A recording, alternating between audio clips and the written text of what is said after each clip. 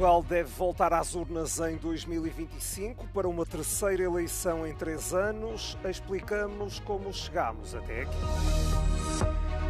Mark Carney venceu as eleições do Partido Liberal no Canadá e sucede a Justin Trudeau como o primeiro-ministro do país. Groenlândia vai a votos na terça-feira com futuro e soberania do território a dominarem as preocupações. Yanis Varoufakis, antigo ministro das Finanças da Grécia, afirma que o rearmamento é a próxima grande loucura da União Europeia. Portugal está novamente mergulhado numa crise política. Nada deixava antever que uma notícia que fazia a ligação entre a empresa familiar do primeiro-ministro e um aparentemente inexistente conflito de interesses seguisse os caminhos que seguiu. 2 moções de censura em menos de uma semana que acabaram rejeitadas, uma moção de confiança com chumbo pré-anunciado perante a falta de apoio na oposição e novas eleições legislativas equacionadas para maio pelo Presidente da República. A revelação de que a empresa da família Montenegro recebia 4.500 euros de um grupo de casinos sobre os quais o Governo terá de decidir este ano quanto aos contratos de concessão foi o gatilho para este desfecho. Depois de uma denúncia anónima sobre a situação do Primeiro-Ministro à Procuradoria-Geral da República e de a oposição acenar com um inquérito parlamentar, Montenegro quis dar um murro na mesa, alegando que o país precisa de clarificação política e que mais vale 2 meses de instabilidade do que 1 ano e meio de degradação. Isto nunca tinha acontecido em Portugal, haver uma moção de confiança que, pelo visto, vai ser reprovada, mas que não tem a ver com a desconfiança na ação política do governo que se está a governar mal, mas tem a ver com as próprias condições de integridade, se tem ou não tem, do próprio Primeiro-Ministro, que é o líder desse mesmo governo. O Presidente da República já admitiu que, no caso de o governo cair, a primeira data possível para o país ir às urnas é 11 e 18 de maio. Nas ruas de Lisboa, os portugueses parecem não querer ir a eleições e pedem mais transparência ao Primeiro-Ministro. Não vejo uma grande saída para o país, não me parece que as eleições vão resolver absolutamente nada, manterá mais ou menos o mesmo modelo de distribuição de deputados, mais para cá ou mais para lá, e vamos entrar num outro impasse. Dada a situação, é melhor esclarecer com eleições do que estarmos aqui a empatar e não saímos do mesmo lugar. Acho que há pouca transparência e acho que eles deviam mesmo era desistir do governo, não é? Mas as eleições é uma chatice. Eu acho que vai ser uma despesa muito grande para o país e quem paga isso tudo somos nós mesmos. O debate e votação da moção de confiança deverá acontecer esta terça-feira, dia 11 de março, 1 ano e 1 dia depois das legislativas de 2024. Os deputados serão chamados a votar e a expressar se confiam ou não neste Executivo. Caso haja uma maioria no sentido da rejeição, isso ditará a queda do governo. Joana Mourão Carvalho, para a Euronews, em Lisboa. O antigo governador do Banco do Canadá, Mark Carney, vai ser o próximo primeiro-ministro do país depois de ter ganho as eleições para a liderança do Partido Liberal. O sucessor de Justin Trudeau promete fazer frente a Trump. There's someone who's trying to weaken our economy. Donald Trump, as we know, has put, as the Prime Minister just said, unjustified tariffs on what we build, on what we sell, on how we make a living. He's attacking Canadian families, workers and businesses, and we cannot let him succeed. Carney não tem receio de travar a guerra comercial com Trump. The Canadian government has rightly retaliated and is rightly retaliating with our own tariffs that will have maximum impact in the United States and minimum impact here in Canada. And my government will keep our tariffs on until the Americans show us respect. Mark Carney, de 59 anos, derrotou a ex-ministra das Finanças, Chrystia Freeland, com quase 86% dos votos. Em 2008, enquanto governador do Banco Central do Canadá, Carney ajudou o país a conseguir uma rápida recuperação da crise financeira. Já em 2013, foi nomeado governador do Banco de Inglaterra. Tornou-se o primeiro cidadão não britânico a assumir o cargo. Mais recentemente, em 2020, desempenhou as funções de enviado especial das Nações Unidas para as alterações climáticas e as finanças. O economista formado em Harvard e com experiência em Wall Street poderá não manter o cargo durante muito tempo. Espera-se que marque eleições em breve e poderá enfrentar uma moção de censura no final do mês.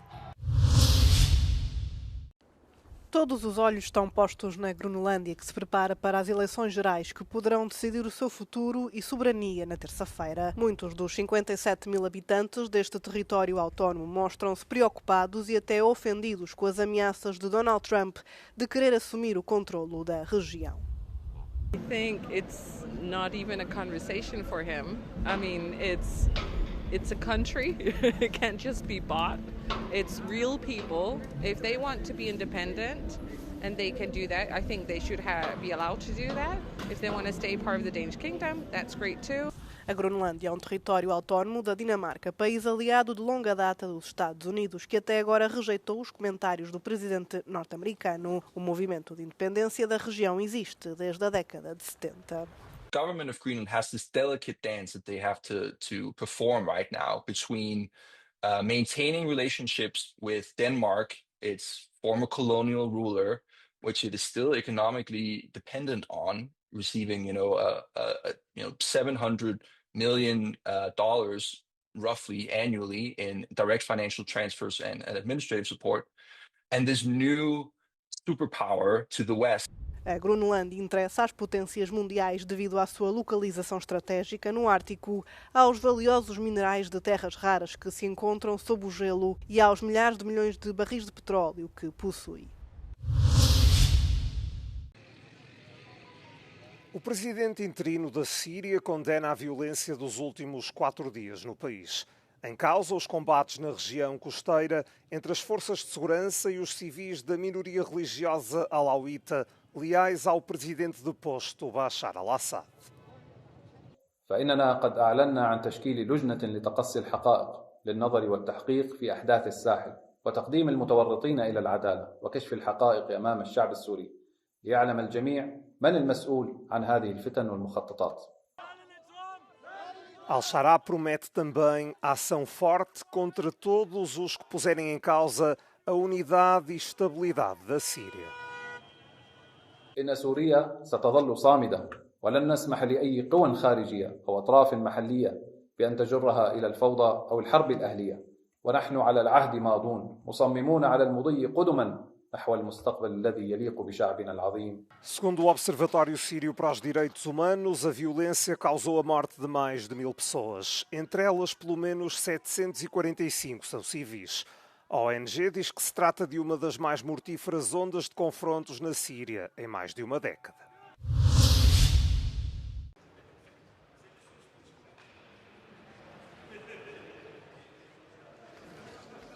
Perante o recuo dos Estados Unidos, os países da União Europeia estão a assumir a responsabilidade pela sua própria segurança, tendo aprovado um plano de rearmamento da Europa com um orçamento de 800 mil milhões de euros.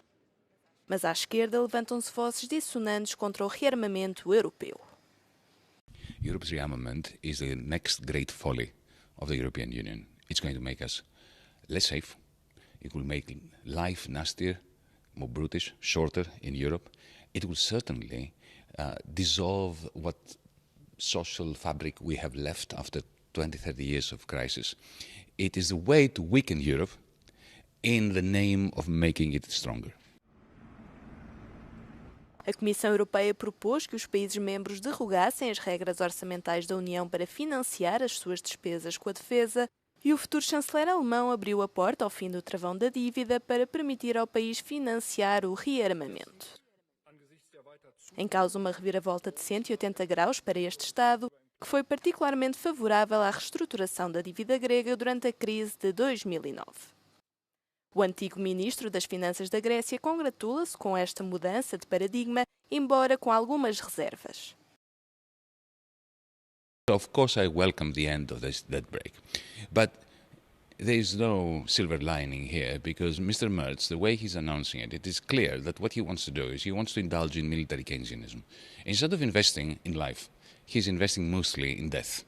And that, even if you look at it from a realistic macroeconomic point of view, it's not going to generate the growth where it is necessary.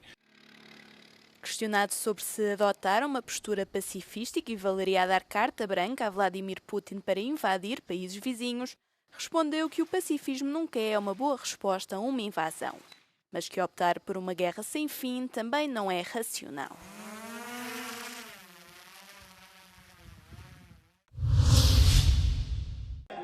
A greve dos funcionários de 13 aeroportos da Alemanha provocou o cancelamento da maior parte dos voos no país na segunda-feira. Os trabalhadores dos aeroportos realizaram uma greve de 24 horas no contexto das negociações por melhores salários e condições de trabalho. A Associação dos Aeroportos Alemães indica que mais de 500 mil de pessoas já foram afetadas pelas perturbações em todo o país, com mais de 3.400 cancelamentos de voos previstos.